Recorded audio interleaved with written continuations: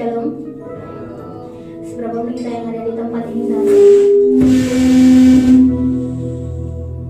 kita akan mengurangi sukacita kita dalam memuji Tuhan. Amin. Mari kita satukan hati, kita akan mulai ibadah kita pada sore hari ini. Haleluya. Terima kasih Bapa, kami mengucap syukur buat segala kebaikan dalam kehidupan kami. Terima kasih Tuhan buat penyertaan-Mu yang selalu sempurna dalam hidup kami Tuhan. Kini saatnya kami datang untuk menyembah-Mu dan memuliakan-Mu dengan segenap hati kami Bapa. Kami mau berikan yang terbaik dari segala apa yang kami punya hanya bagi kemuliaan-Mu saja Tuhan.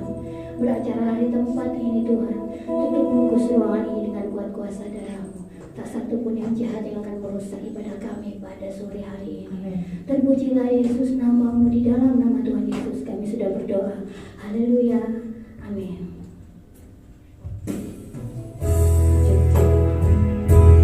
Kami percaya Engkau bertahta di setiap pujian kami Tuhan.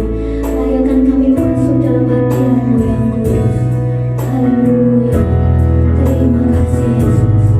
Terima kasih Bapa. Kami siap menyembah-Mu dan memuliakan-Mu. Haleluya.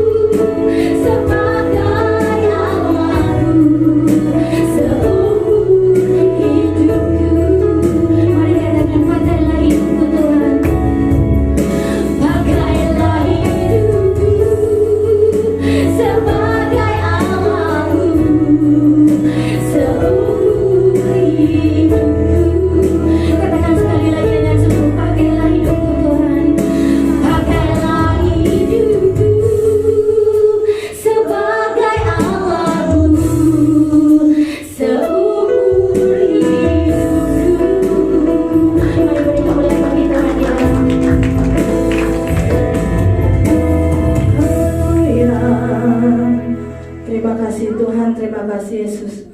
Kini saatnya Tuhan kami akan bersuka cita hanya di dalam nama Tuhan. Mari sama-sama kita katakan amin. Amin.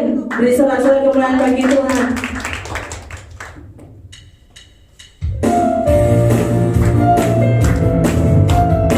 Dialah Allah sumber berlaku, dialah Allah sumber kehidupan kita.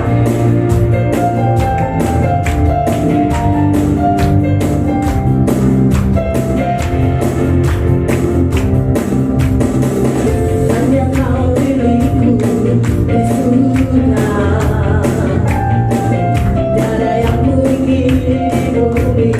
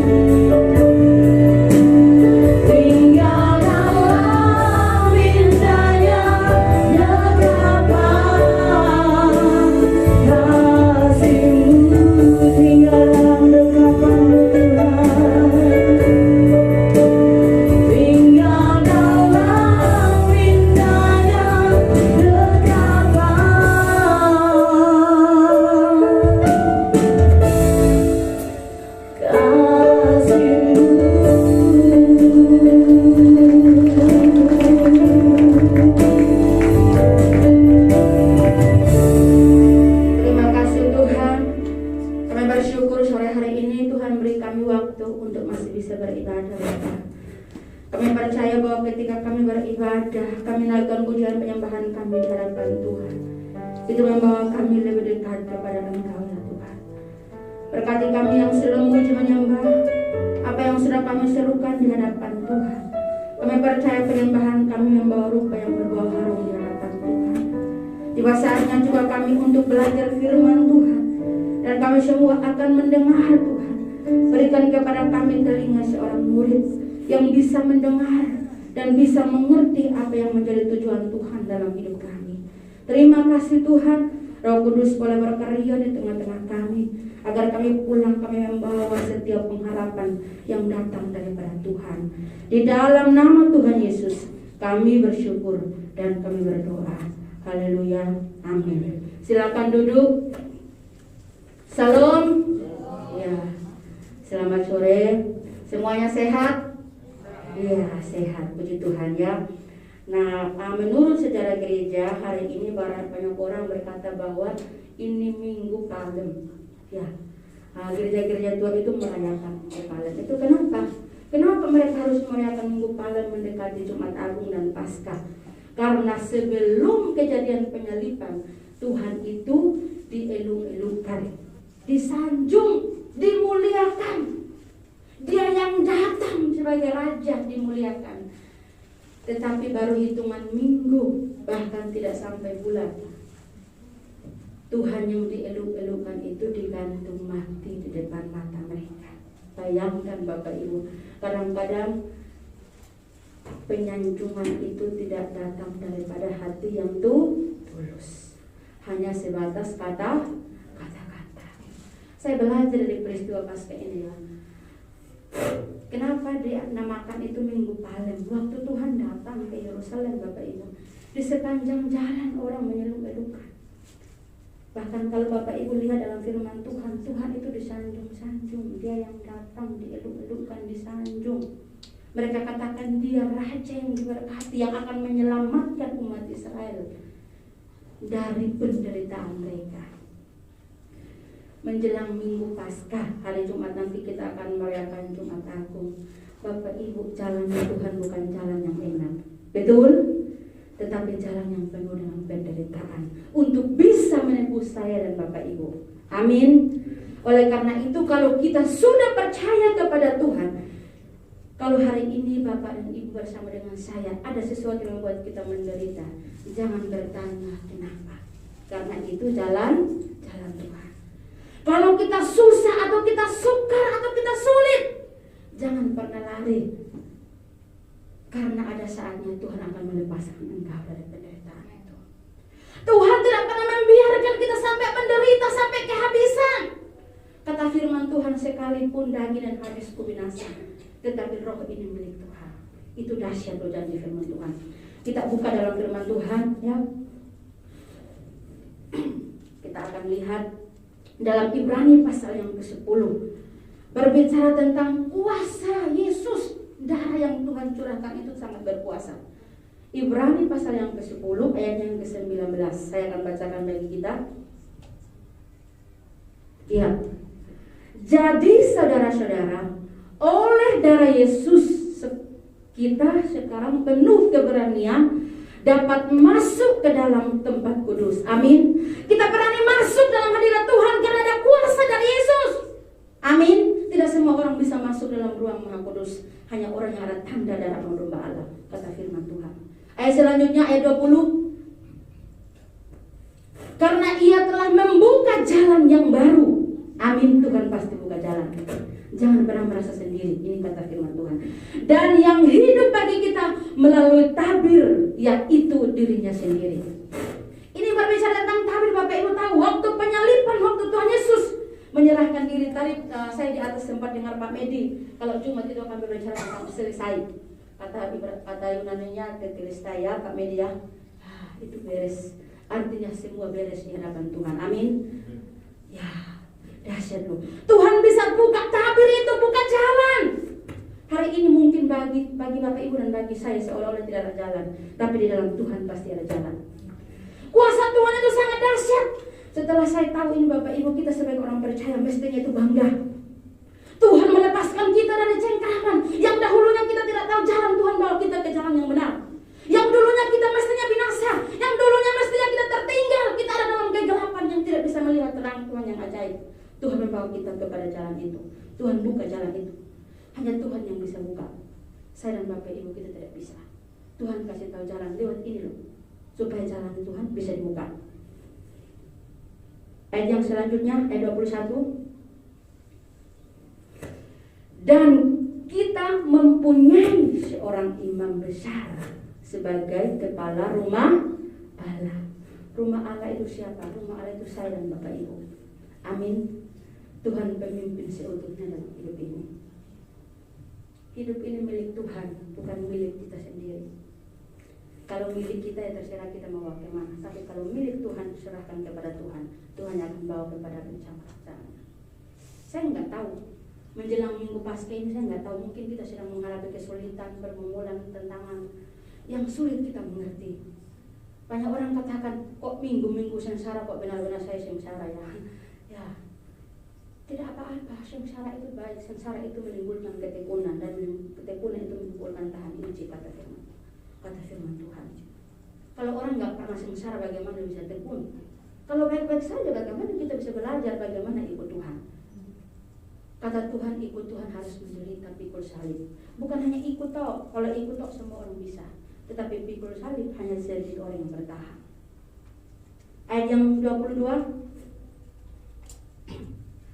Karena itu marilah kita menghadap Allah dengan hati yang tulus ikhlas dan keyakinan iman yang teguh. Oleh karena hati kita telah dibersihkan dari hati nurani yang jahat, dan tubuh kita telah dibasuh dengan air yang murni. Pada dasarnya sikap manusia itu sebetulnya jahat Bapak Ibu, pada dasarnya. Tapi ketika kita mengenal Tuhan, kejahatan itu bisa hilang. Tuhan kasih yang bersih, Tuhan kasih hati yang tulus, hati yang murni, kata firman Tuhan. Yang dulunya mungkin kita itu melihat orang dengan garang, yang dulunya mungkin kita lihat orang seperti bukan manusia ya, tapi Tuhan bisa rubah. Saya nggak tahu dulunya kita seperti apa. Bapak Ibu bisa renungkan, yang dulu waktu kenal Tuhan itu model kita seperti apa. Mungkin kita sulit mengasihi orang, sulit mengampuni orang, sulit menerima orang lain, sulit untuk bisa menerima kelemahan orang lain, sulit untuk bisa kita menjadi yang terbaik bagi orang lain. Tuhan lakukan itu bagi kita. Itu Tuhan lakukan bukan dengan cara yang biasa, tetapi kata firman Tuhan, Tuhan bayar dengan darah anak domba Allah yang mahal. Kalau Bapak Ibu melihat dalam perjanjian lama, waktu Paskah dalam umat Israel ya, di masa lalu mereka, waktu mereka mengenal Tuhan, kata firman Tuhan itu waktu malam Paskah, mereka itu harus mengoleskan darah anak domba di pintu. Jadi waktu malaikat lewat ada perbedaan, dilewati. Mereka tidak sampai binasa. Hari ini saya dan Bapak Ibu di dalam tubuh kita, di dalam hidup kita ada tanda darah anak domba Allah. Amin. Engkau pasti diluputkan, engkau pasti diselamatkan, engkau pasti dipelihara. Coba kita buka firman Tuhan dalam Yesaya pasal 31 ayat 5. Dahsyat Bapak Ibu pesan Tuhan ini. Yesaya pasal 31 ayat yang kelima.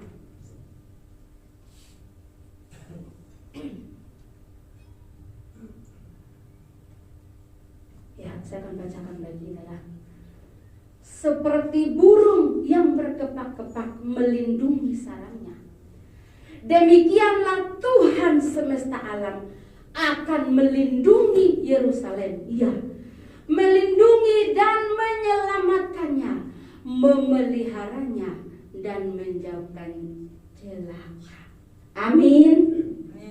Itu tidak akan terjadi bagi orang yang dalam dirinya ada tanda anak domba Allah. Dahsyat loh pesan Tuhan. Waktu saya tahu ini, ya Tuhan, hidup ini milik Tuhan, nggak perlu kita takut terhadap bahaya.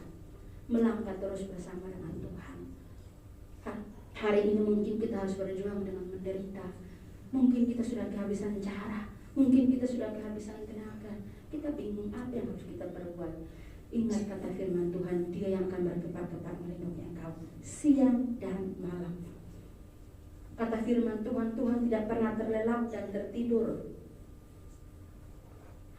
Bapak Ibu pernah pengalaman waktu kita punya anak kecil, kadang-kadang malam kita ketiduran, anaknya nangis kita ketiduran. Tuhan nggak gitu. Itu kita manusia. Bayangin Tuhan itu sampai menjaga kita dengan betul-betul 24 jam. Tuhan nggak pernah libur untuk menjaga saya dan Bapak Ibu. Melindungi, menyelamatkan. Nggak ada pribadi yang mau seperti ini. Waktu Tuhan lakukan itu, ternyata Tuhan lakukan dengan cara yang tragis. Dia harus digantung mati untuk bisa menebus saya dan Bapak Ibu. Mencurahkan darah yang mahal itu untuk menebus. Kata firman Tuhan, darah itu sangat dahsyat, tidak bisa diungkapkan dengan kata-kata. Kalau zaman dahulu berbuat dosa harus potong domba, potong kambing, harus potong hewan. Dalam Ayub, Bapak Ibu tahu, kalau Bapak Ibu baca Ayub pasal 1 dikatakan tiap hari anak-anaknya berbuat dosa di hadapan Tuhan, membuat hati Tuhan terluka. Jadi tiap hari itu Ayub membawa persembahan di hadapan Tuhan untuk menebus dosa anak-anaknya. Betapa berharganya kekudusan itu, betapa berharganya pengampunan itu di hadapan Tuhan. Amin. Betapa dahsyatnya itu bagi kita sebagai orang yang percaya. Kalau Bapak Ibu melihat dari sejarah Ayub, tiap hari dia harus lakukan itu. Kenapa dia melakukan itu? Karena dia tahu hati Tuhan terluka dengan perbuatan anak-anaknya. Saya nggak tahu, mungkin kadang-kadang kita juga melakukan hal itu. Mungkin saya juga bisa melakukan hal itu. Saya membuat Tuhan terluka. Pernah nggak kita sadar kalau seringkali kita membuat Tuhan terluka? Hari ini sebelum kita akan merayakan Jumat Agung nanti, kita benar-benar minta ampun sama Tuhan. Kita mengucap syukur. Kita membuat Tuhan sampai terluka. Harusnya kita yang ditanggungkan penderitaan itu, tapi Tuhan menggantikan kita untuk menanggung penderitaan itu, membebaskan saya dan Bapak Ibu. Kadang-kadang kita sebagai manusia ini, kadang-kadang kita lemah dan kita jatuh. Firman Tuhan mencatat yang tadi saya katakan dalam Ayub itu. Ayub melakukan itu seperti sebuah, Ayub itu membangun pagar untuk melindungi keluarganya. Nah sama, darah Tuhan itu seperti pagar untuk melindungi saya dan Bapak Ibu dimanapun kita berada.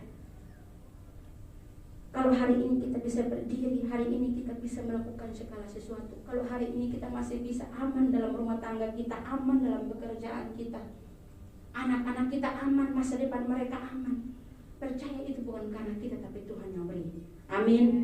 Tuhan yang melindungi kita siang dan malam. Tuhan yang memberikan perlindungannya. Entah kita di jalan, di rumah, dimanapun kita berada, Tuhan berikan keamanan. Maaf, Tuhan bukan satpam, tapi Tuhan berjanji Dia akan melindungi dan beri kekuatan. Saat engkau susah, Dia akan hibur.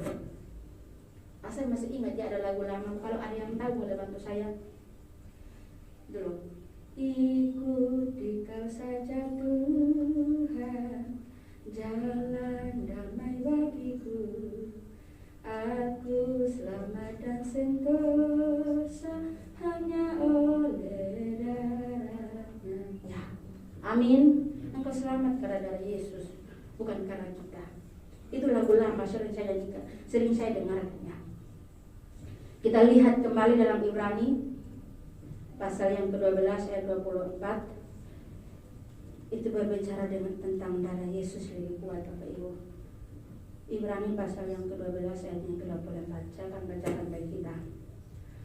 Dan kepada Yesus pengantara perjanjian baru, dan kepada darah pemercikan yang berbicara lebih kuat daripada darah Habel. Bapak Ibu tahu, waktu Kain dan Habel terjadi pembunuhan, Alkitab berkata darah itu berteriak di hadapan Tuhan. Darah Habel berteriak, ceritakan kejadian itu kepada Tuhan. Waktu kakaknya membunuh adiknya yang bernama Habel. Tapi firman Tuhan katakan darah Yesus berbicara lebih kuat. Amin. Sekeras-keras apapun kita, darah Yesus bisa sanggup menggoncangkan kekerasan kita. Darah Yesus sanggup untuk bisa berbicara dalam bentuk apapun.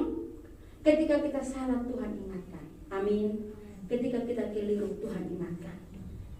Ketika kita tidak mengerti, Tuhan kasih tahu, ini loh yang harus engkau perbuat. Ketika kita tidak mengerti, Tuhan beri kekuatan. Coba Bapak Ibu bayangkan, ada saatnya kadang-kadang kita pergumulan berat dan kita tidak tahu kita mau ngapain. Lalu kadang-kadang kita terdiam sejenak. Kadang-kadang Tuhan kasih hikmat. Itu sering terjadi bagi orang yang percaya kepada Tuhan. Saya percaya semua orang pasti mengalaminya. Tuhan itu tunjukkan, ini loh. Kadang-kadang kita juga ada hal sepele, contoh kita memerlukan orang lain. Kadang-kadang Tuhan bicara itu bukan karena Tuhan katakan yang itu, enggak. Kadang-kadang Tuhan itu kasih hikmat. Ini loh yang saya pilih. Kadang-kadang kita pilih ini tapi Tuhan pilih yang ini. Nah, ini kadang-kadang kita perlu kepekaan. Itu berbicara apa? Kadang-kadang Tuhan lebih tahu daripada apa yang kita tahu. Berbicara lebih kuat. Saat kita susah, Tuhan kasih tahu. Enggak usah susah, ini loh yang harus engkau perbuat. Nanti aku lakukan ini. Kadang-kadang justru apa yang Tuhan katakan enggak bisa diterka oleh kita sebagai manusia. Kadang-kadang kita sulit untuk membedakan. Karena apa? Kadang-kadang kita terlalu sibuk dengan dunia ini. Kadang-kadang kita terlalu sibuk sehingga kita waktu Tuhan berbicara lewat darahnya yang kudus ini, kadang-kadang kita kurang peka. Tuhan berbicara lewat apa? Lewat firman Tuhan. Amin. Lewat firman Tuhan. Ada kadang-kadang juga orang-orang yang dipakai oleh Tuhan. Ada juga kadang-kadang kita itu kadang-kadang waktu kita berdoa, waktu kita itu merenung sebentar, kadang-kadang Tuhan itu ngomong. Kadang-kadang bukan Tuhan bilang gini, bukan ngomongnya seperti manusia ya, tapi Tuhan kasih hikmat. Kadang-kadang Tuhan kasih kepekaan, kita buka firman Tuhan, oh ternyata pas. Itu petunjuk daripada Tuhan. Makanya apapun yang kita lakukan, ingatlah Tuhan yang harus lebih kuat dalam hidup kita. Amin. Dengarkan Tuhan lebih daripada kita dengarkan apapun di dunia ini. Kadang-kadang kita lebih banyak mendengarkan orang lain daripada mendengarkan kata Tuhan. Kadang-kadang kita lebih banyak mendengarkan keinginan kita daripada mendengarkan keinginan Tuhan. Waktu kita punya hubungan dengan Tuhan, saya percaya masalah sepele apapun Tuhan tidak pernah terlambat. Seringkali kadang-kadang Tuhan bekerja itu waktunya itu sudah apa ya? Bagi kita ini sudah terlambat, udah nggak mungkin, sudah menyerah. Tetapi saya percaya Tuhan itu tidak pernah salah sasaran. Amin.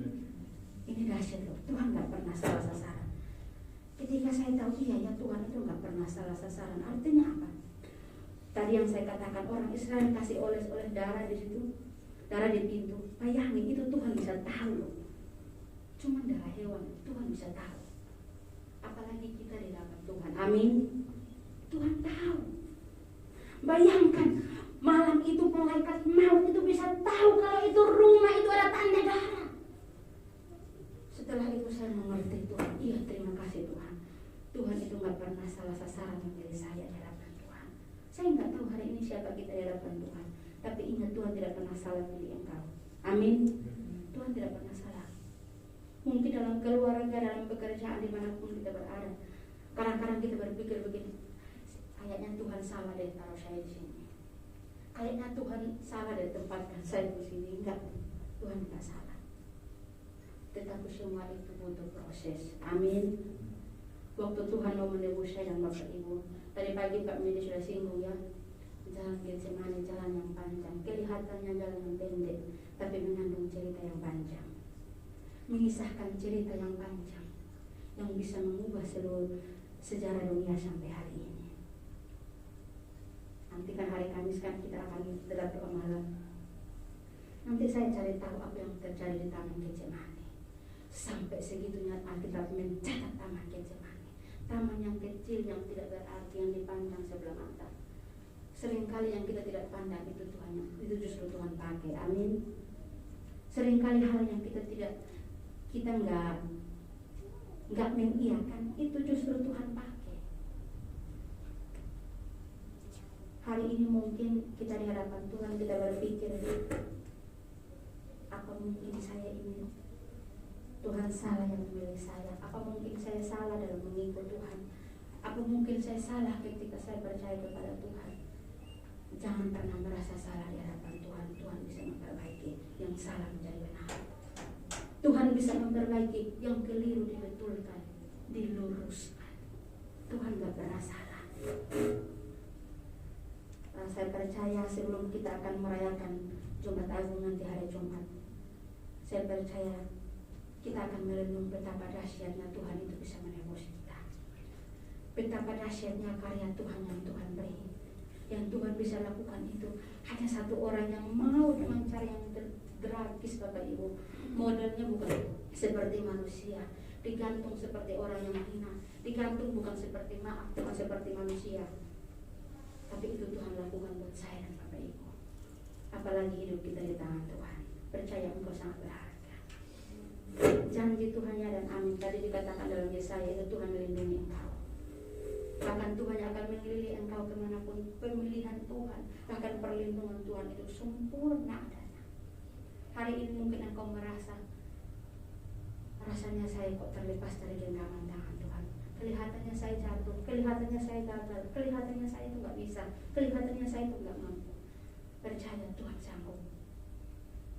Justru ada di saat titik terendah, waktu Israel mereka sudah lelah, sudah capek dengan kebebasan itu, barulah Tuhan nyatakan kuasanya bagi mereka. Kasih Tuhan itu sangat dahsyat, kasih Tuhan itu murni, sempurna. Di dunia ini kita tidak mendapatkan kasih seperti yang Tuhan beri. Mungkin manusia itu tidak menghiraukan, mungkin manusia itu memandang sebelah mata, mungkin manusia itu menyakiti, mungkin manusia itu mereka menganggap kita itu enggak ada efeknya di depan mata mereka. Tapi percaya ketika darah Yesus ada dalam hidup kita, ketika darah Yesus kita katakan, kita deklarasikan, saya percaya kuasanya pasti bekerja. Makanya saat kita berdoa di dalam nama Tuhan Yesus, di dalam nama Tuhan Yesus, saya pernah melihat Bapak Ibu orang yang tidak berdaya sakit waktu itu di atas tempat tidur, kakinya nggak bisa jalan, itu sudah tua. Setelah habis operasi, saya datang melihat dia cuma teriak darah Yesus. Saya duduk di situ 1 jam, dia cuma katakan darah Yesus. Bapak Ibu tahu, pagi saya datang, yang terluka itu sangat kulitnya, yang kukunya itu bisa lepas. Baru saya tahu ternyata kuasa Yesus sangat dahsyat. Amin. Darah Yesus itu sangat dahsyat Bapak Ibu. Saya melihat dengan mata saya sendiri. Iya Tuhan, terima kasih. Itu satu kesaksian yang dahsyat. Dia cuma katakan darah Yesus, darah Yesus, darah Yesus. Dia nggak ngomong apa-apa sama Tuhan. Dia cuma katakan darah Yesus. Saya nggak tahu hari ini posisi kita ada di posisi yang bagaimana.